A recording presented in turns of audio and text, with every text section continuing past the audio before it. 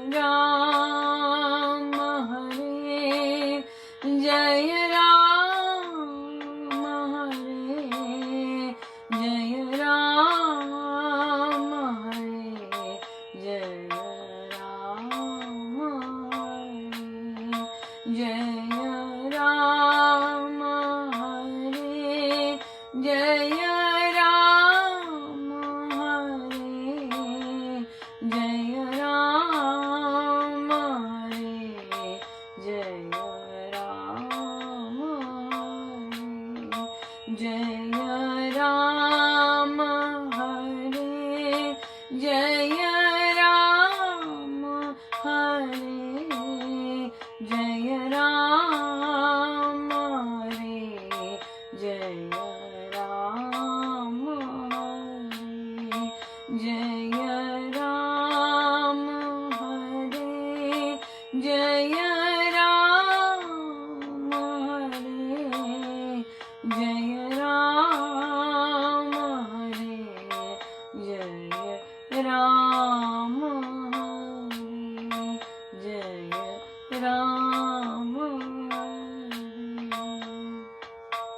राम हरे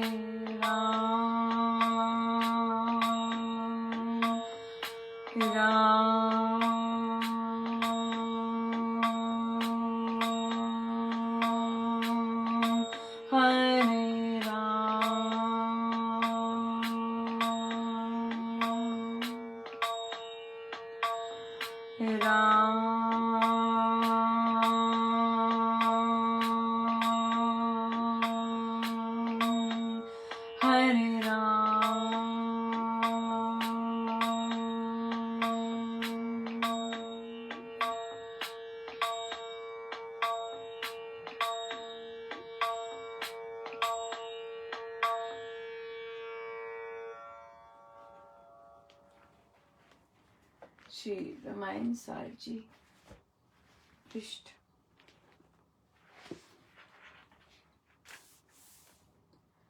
521 521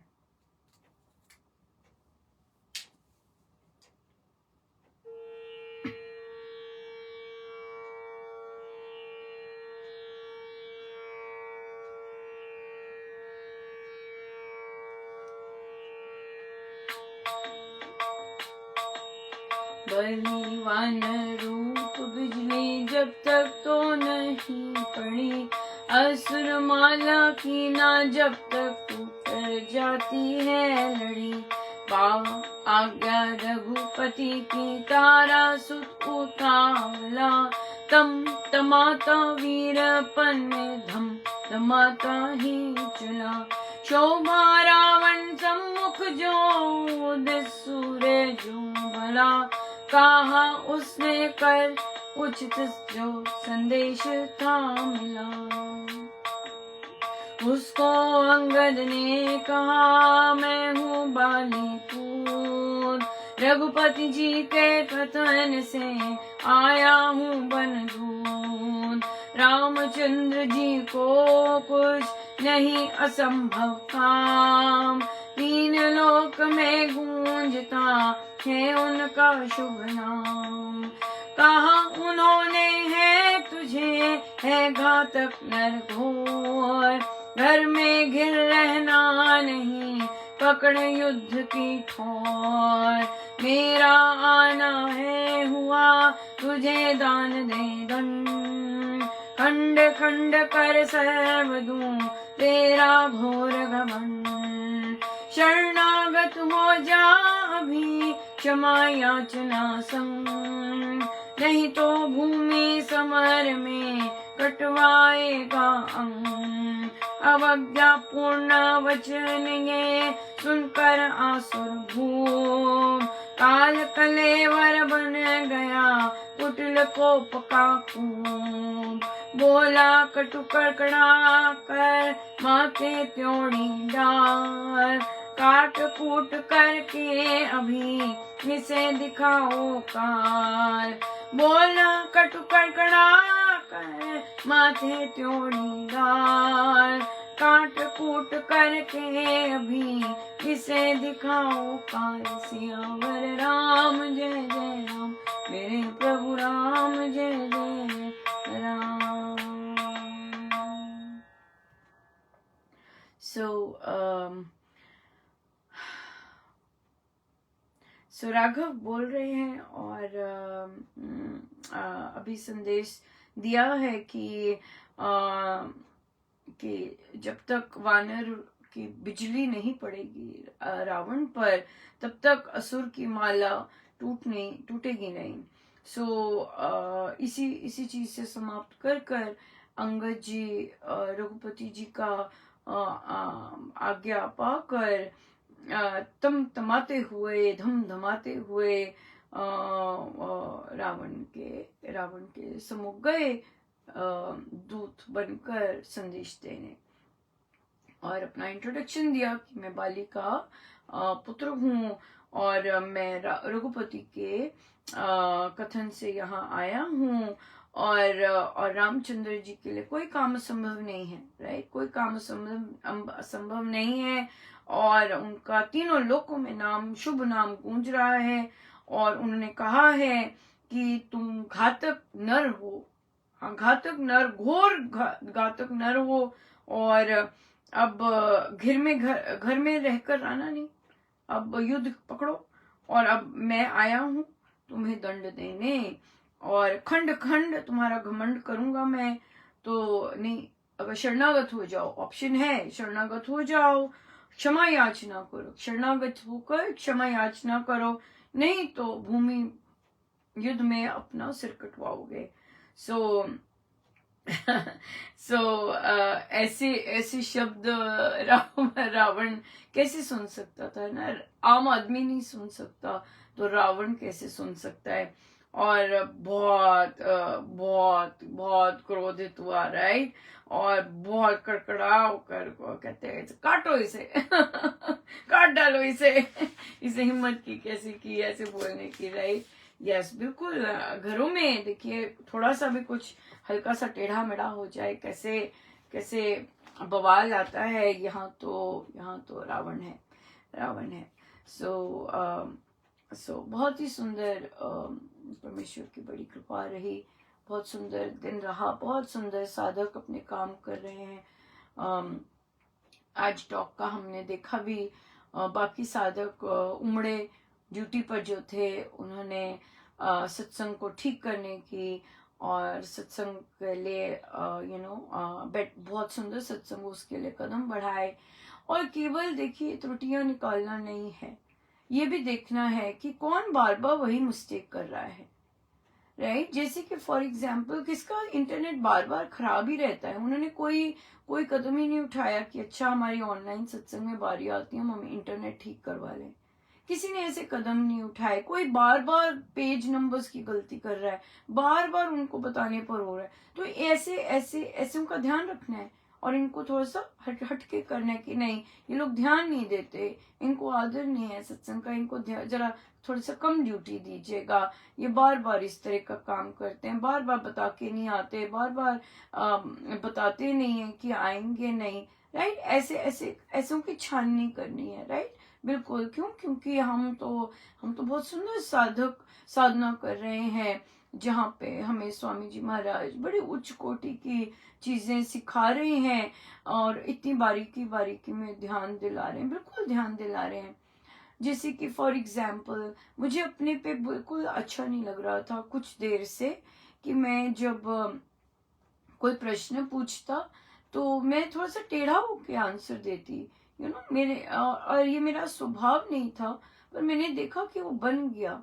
तो आज मैं किसी मीटिंग में थी, और वहां पर अभी जो प्रेजेंटर थी उन्होंने कुछ सारा चीज डिटेल बताई, और फिर कई बार लोग क्या होते हैं, उसी में से वही शब्द लेके क्वेश्चन पूछते हैं। वो थक तो गई थी 1.5 घंटा बोल के, पर मैंने नोटिस किया, और ये क्योंकि मेरी बहुत इच्छा थी कि मैं इस चीज में सुधार करूं, कि अगर किसी ने कोई क्वेश्चन पूछा है तो मैं उसका सीधा उत्तर दूं, ये नहीं कि टेढ़ा करके। मुझे ये मेरा स्वभाव नहीं है, और पर आया इस तरह का बिहेवियर आया, तो अब मैं महाराज की बहुत धन्यवाद हूँ कि एकदम नोटिस में आ गया कि तुम ये किस तरह से आंसर कर रहे हो, ऐसे क्यों आंसर कर रहे हो, सीधा क्यों नहीं बोल रहे जो पूछा है। इसलिए तो फिर वो चीज जब वो बोल रही थी, तो मैंने देखा कि उन्होंने कहा, वही चीज पूछी जो अभी बोल के हटी है, तो उन्होंने कहा जी बिल्कुल और मुझे लगता है कि मैंने उनकी वो चीज ले ली, कि क्योंकि मुझे बहुत प्यास थी, कि मेरी ये चीज मुझे अच्छी नहीं लग रही थी, कि मैं टेढ़ा क्यों बोलती हूँ, सीधा किसी ने क्वेश्चन पूछा है, नहीं समझ आया। और महाराज की बड़ी सुंदर कृपा रही है कि किसने भी कैसे भी कोई क्वेश्चन पूछे, मुझसे कभी उन्होंने ऐसा टेढ़ापन या ऐसा कभी नहीं करवाया, पर हल्का सा आया। मैं यही कह सकती हूँ कि बैठकों में महाराज ज्यादा जानते हैं कि कौन क्या करना चाह रहा होता है, राइट। मुझे इतना नहीं पता चलता लोगों का, मैं तो महाराज के ही उससे चलती हूँ। पर फिर भी जो जैसा है वो वैसा उसका अपना कर्म है, या उसकी अपनी सोच है, या उसके अपने मन है। बट मुझे अपना जैसे मैं हूँ मुझे बना रहे हैं, मुझे बहुत पसंद है। और वहां से ये टेढ़ा मेढ़ा किसी भी कारण हो ना, वो चीज अच्छी नहीं लगी। तो आज देखिए वो चीज आई और आपके साथ शेयर की। सो आई होप मैं वैसा बन पाऊंगी।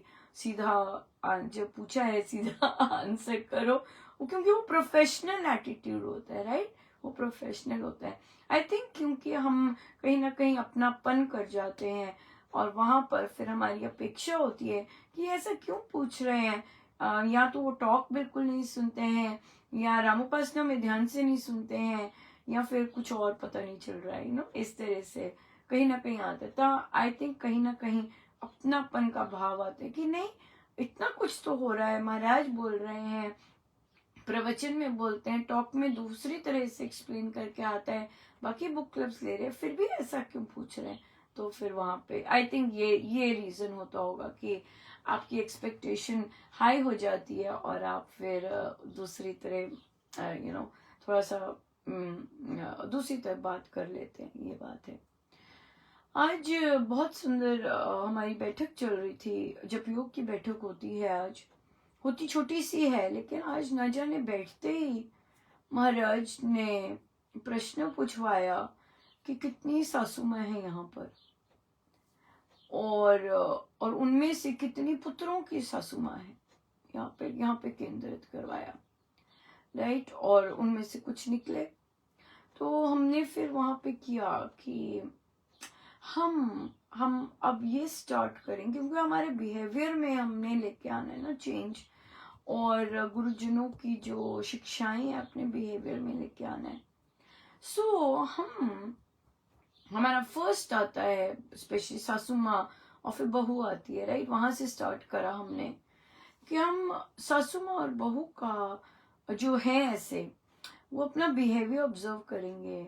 और एक उपासक की तरह, मैंने साधक नहीं बोला, साधक नहीं मैं बोलूंगी, क्योंकि साधक तो बहुत वैरायटी होती है साधक की, पर उपासक जो होता है एक स्टैंडर्डाइज हो जाता है, राइट? कि भाई नहीं, वो साधना रत भी है, महाराज की शिक्षाओं का पालन भी कर रहा है, और फिर साधक होकर अपना ये वाला रिलेशन निभा रहा है।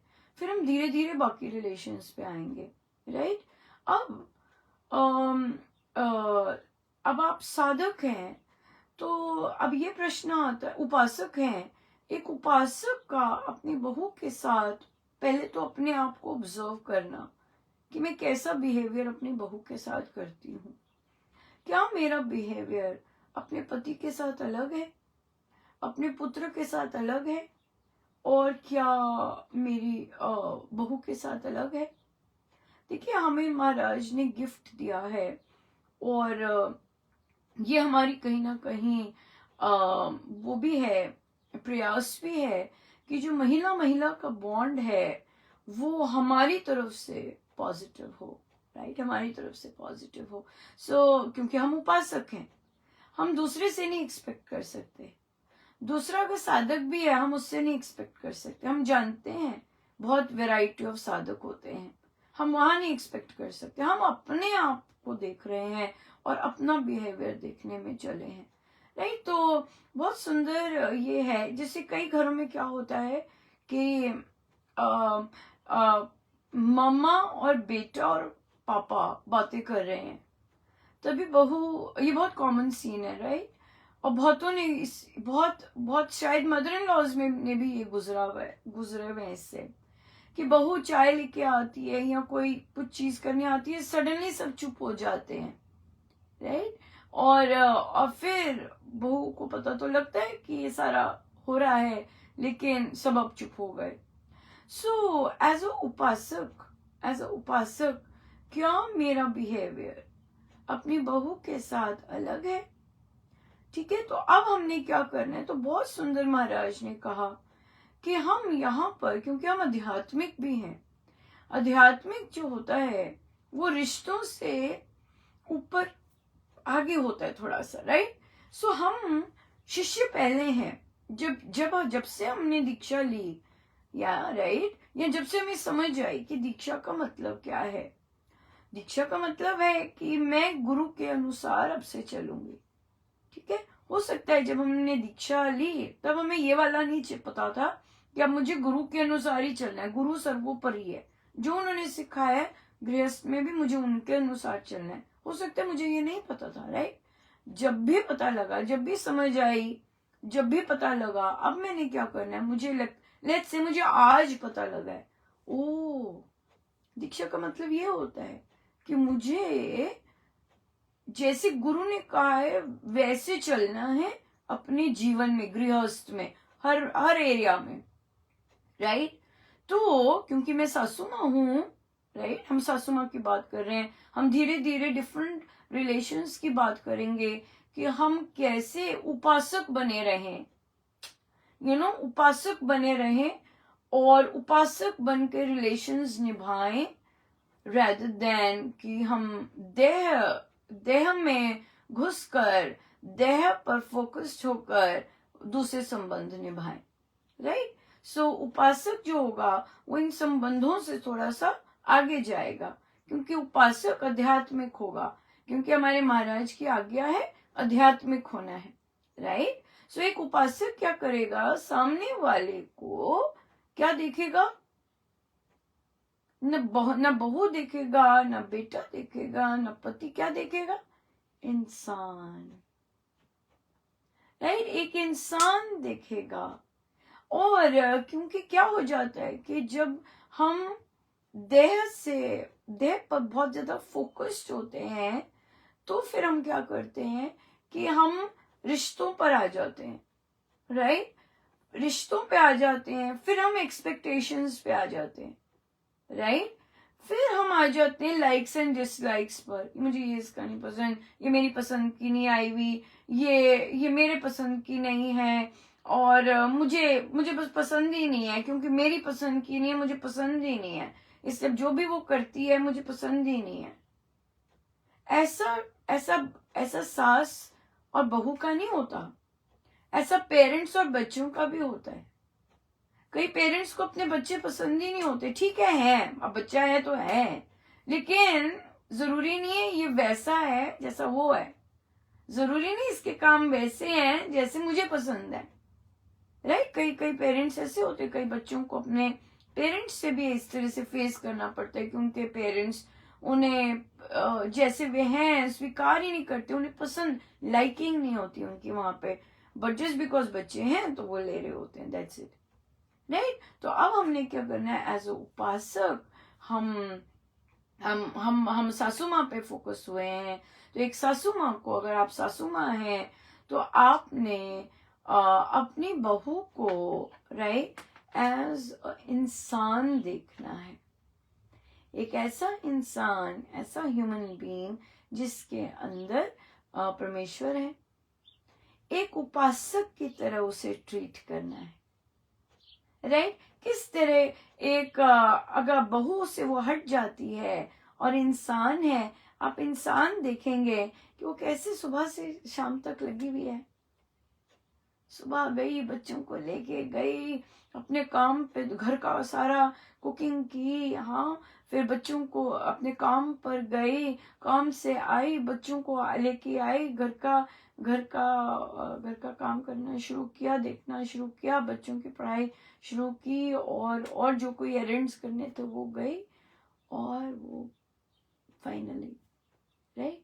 तो जब हम एक इंसान देखते हैं, अगर उस इंसान को हम देखें तो हमारे अंदर, हम थक जाएंगे उसे देख के है ना, क्यों, क्योंकि वो कितना भागा दौड़ी कर रही है, कितना काम कर रही है, क्योंकि कितना इंसान देख रहे हैं, लेकिन जब बहू देखते हैं तो हमें थकान दिखती नहीं अगले की, राइट। हम और कई बार पेरेंट्स भी अपने बच्चों को ऐसा देखते हैं, एक बच्चे की थकान दिखती है, दूसरे की बच्चे की थकान नहीं दिखती, राइट। सो अगर हम सासू माँ हैं तो हम अगर आपको अच्छा लगे ये सुझाव, उपासक बनने का सुझाव, तो आप अपने बहू को आज से एक इंसान देखिए, रिश्ता हटा कर एक इंसान देखिए, राइट। और एक इंसान के साथ देखिए, आप एक अननोन से मिलते हैं, कैसे मिलेंगे उससे,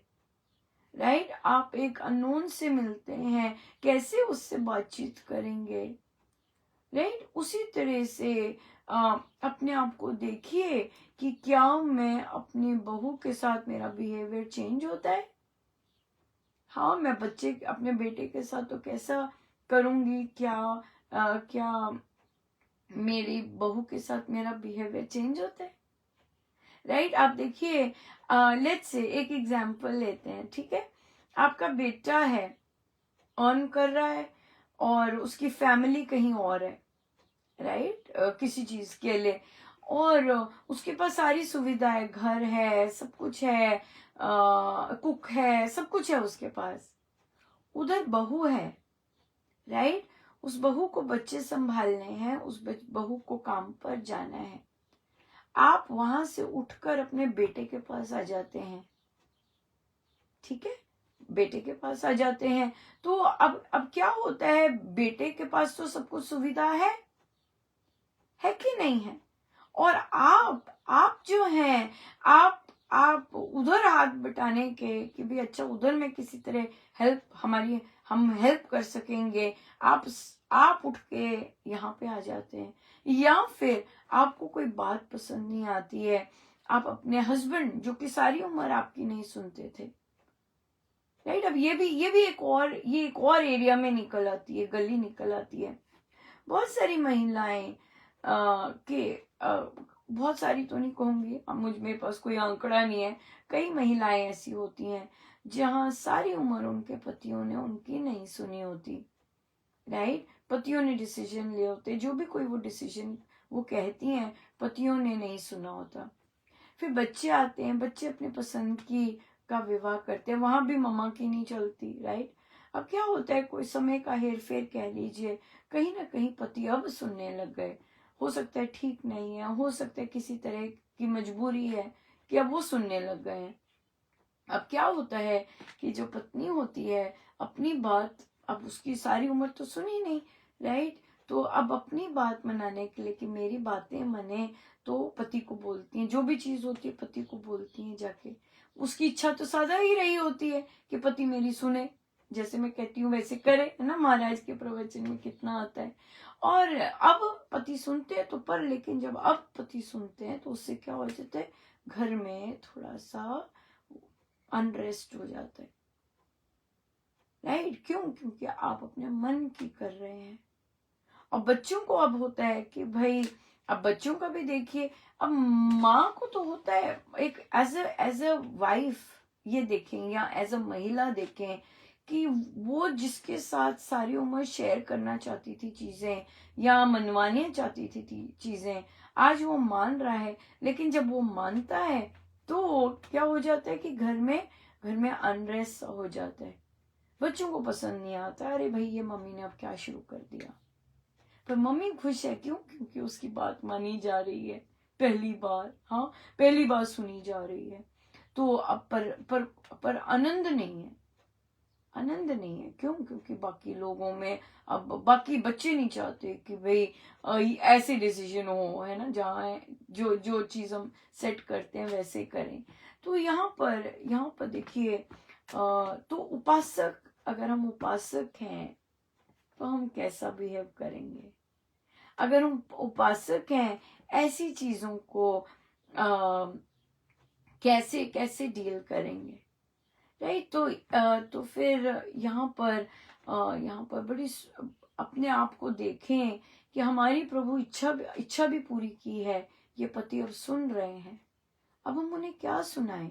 हाँ, पहले पति मानते नहीं थे, अब पति को अच्छा लगता है भगवान की बातें सुनना या महाराज की बातें सुनना। हमें नहीं पता असली में अंदर क्या है, लेकिन अब पति सुनता है कि भाई चलो भाई, मुझे भी ऐसी बातें बता दे। बड़ी खुश होती है पत्नी, राइट, बड़ी खुश होती है पत्नी कि भाई मेरा जो इंटरेस्ट है मेरे साथ वो निभा रहे हैं। अब उनको भी अच्छा लगता है कि मेरे साथ बैठ के करें। एक किस्म से उनकी कोई ना कोई इच्छाएं पूरी हो रही हैं जो सारी उम्र नहीं पूरी हुई, राइट, सारी उम्र नहीं पूरी है। लेकिन फिर भी क्या हम इन इच्छाओं के पीछे क्या दौड़ते जाएं? कंटिन्यू करते जाएं। और जो नई नई पावर दी है, पावर आ गई ना कि मेरी सुन रहे हैं, मेरे साथ बैठ रहे हैं, मेरे साथ ये कर रहे हैं, अब मेरे पास तो इक्का आ गया। तो उपासक कैसे काम करे यहाँ पर, है ना? उपासक कैसे बने यहाँ पर कि हमारी अब इच्छाएं पूरी होने लग गई हैं, वो भी उस इंसान के साथ, वो भी उस इंसान के साथ।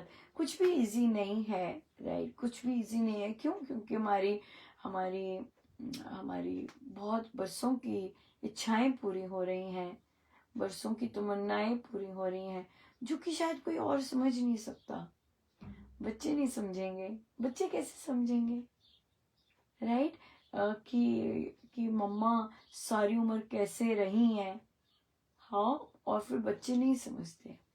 लेकिन उपासक कैसे रहें, बात यही आती है कि एज अ सासू माँ उपासक कैसे रहें, राइट? तो यहाँ पर प्रमुखता किसको देनी है, बहुत इम्पोर्टेंट है। प्रमुखता किसको देनी है, और फिर स्वीकारना नंबर 1 प्रायोरिटी है, या फिर अपने मन में जो आना वो नंबर 1 प्रायोरिटी है। आज मेरा मन वहां करने जाने को कर रहा है तो मैं सारा लेके वहां जाऊं, या फिर जैसे जैसे जैसे कंफर्टेबल है वैसे करूं, क्या करूं, राइट? कैसे उपासक है। ये बहुत सुंदर केस स्टडी अपने ऊपर ही है कि मैं स्वामी जी महाराज के जो नियम है वो अपनी लाइफ में उनको प्राथमिकता कैसे दे रही हूँ, राइट? तो हम यहीं से शुरू करते हैं, छोटा सा स्टेप लेते हैं, बड़े बड़े स्टेप नहीं लेते, छोटा सा स्टेप ही लेते हैं, बहू के प्रति ही स्टेप लेते हैं अभी, कि मैं बहू के प्रति किस तरह से मेरा बिहेवियर है, मैं ऑब्जर्व करूं, क्या मैंने उसे अपने दिलो दिमाग से स्वीकारा है, या फिर मैं यही चाहती हूँ कि जो मैं चाहती हूँ वो करे वो। एक होता है, जैसे मैंने अक्सर मैं कई बार कॉन्वर्सेशंस में सुनती हूँ कि नहीं नहीं अब तो जी बच्चों के अनुसार चलना पड़ता है। आप बच्चों के अनुसार जबरदस्ती चल रहे हैं क्या? एक उपासक जबरदस्ती बच्चों के अनुसार चल रहा है, या फिर बड़े बड़े सहज रूप से चल रहा है कि ठीक है आपको ये पसंद है, ठीक है, बढ़िया है, या फिर आपकी इच्छा कुछ और है, आप अपनी कामनाओं को दबाकर दूसरों की इच्छा के अनुसार चल रहे हैं, राइट? तो क्या हम अपनी कामनाओं को देख रहे हैं, ऑब्जर्व भी कर रहे हैं कि मेरी इच्छा क्या हुई? क्योंकि जब मेरी इच्छा नहीं होती तो मदर इन लॉ क्या करती हैं? क्या बोला उन्होंने? एक ने बोला कि फिर नहीं सुनते, फिर मैं चुप हो जाती हूँ, फिर मैं नहीं बोलती, ठीक है जो करना है कर लो, राइट? तो अब यहाँ पे क्या चल रही है कि मेरी इच्छा नहीं चल रही, मेरी इच्छा नहीं पूरी हुई, मेरे मन की नहीं पूरी हुई। इसका मतलब अब मेरा फेस कैसे बनेगा? अब मेरा फेस है जो तुसी करना कर लो, जो करना कर लो, जो ਤੁਹਾਨੂੰ ਚੰਗਾ लगता है करी जाओ, फिर असी कौन होंदे ने हुन, राइट? फिर आप क्या करते हैं? अब कौन सुन रहा है आपकी?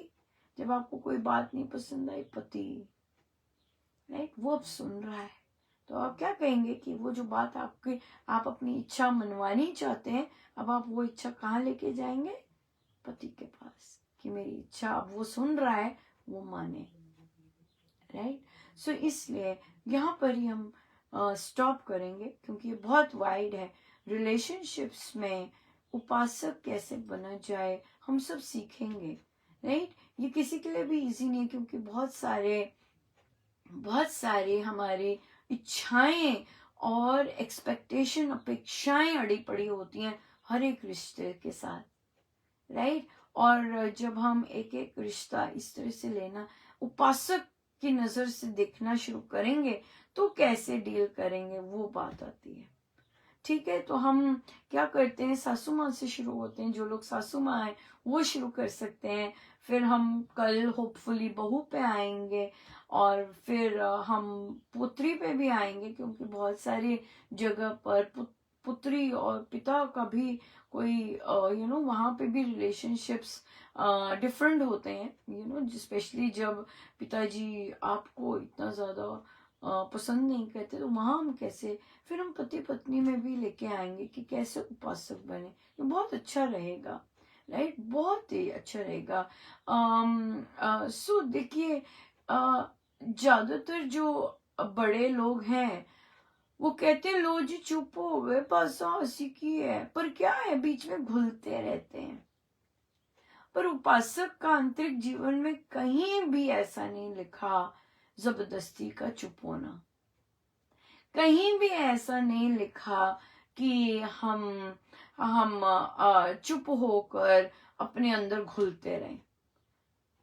उपासक के आंतरिक जीवन में कहीं नहीं ऐसा लिखा, राइट। तो हम उपासक के आंतरिक जीवन से हम देखेंगे, और अगर किसी को मिलता है तो वे अपना अपना लिख सकते हैं कमेंट में, या मैसेज कर सकते हैं कि उपासक के आंतरिक जीवन में जब एक सासू माँ है, उसका बहू के प्रति जब वो उपासक की नजर से देखती है तो वो बहू नहीं है, राइट, एक दूसरा इंसान है। इंसान क्या वह बहू को उसकी देह और वो जो संबंध है वो उतार कर एक इंसान देख सकती है कि ये नहीं देख सकती। ये है होमवर्क, राइट, ये है होमवर्क कि हम उसको दूसरा जो है संबंध से अलग होकर क्या देख सकते हैं, राइट। और तो फिर पहले तो देखना ही है, पहले तो देखना ही अपने आप को कि मैं क्या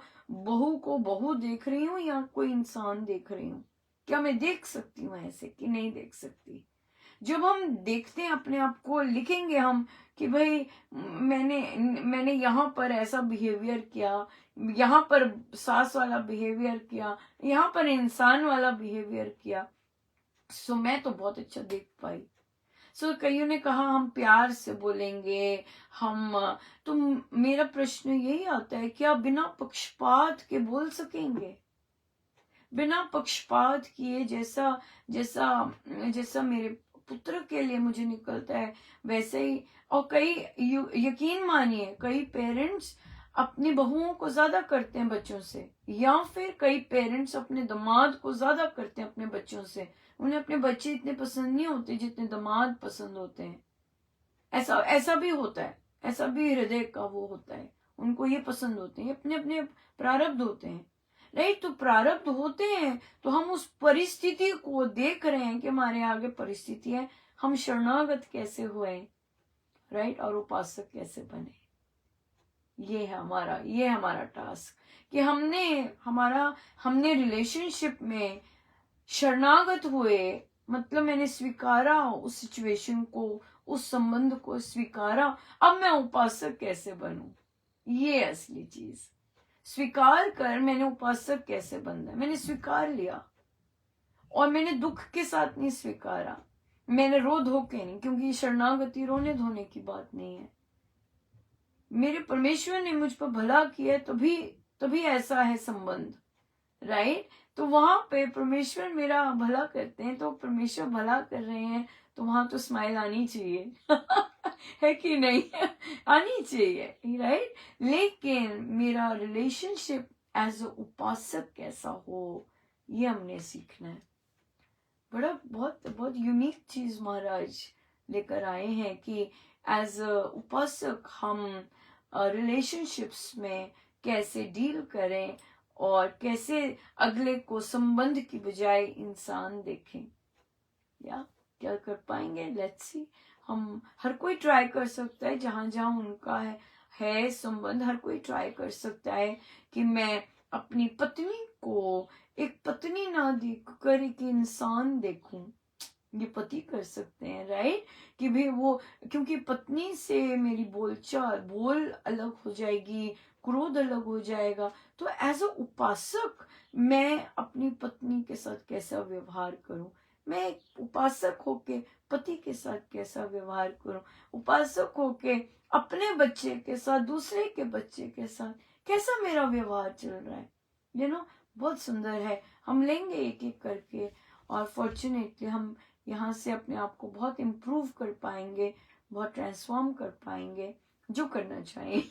ये तो उन्हीं के लिए जो करना चाहिए, राइट। सो गुरुजनों का बहुत बहुत धन्यवाद, अनंत। आइए हम सीधा होकर बैठे, अपने प्रभु अपने गुरुजनों के श्री चरणों में बारंबार नमन, अनंत बार नमन।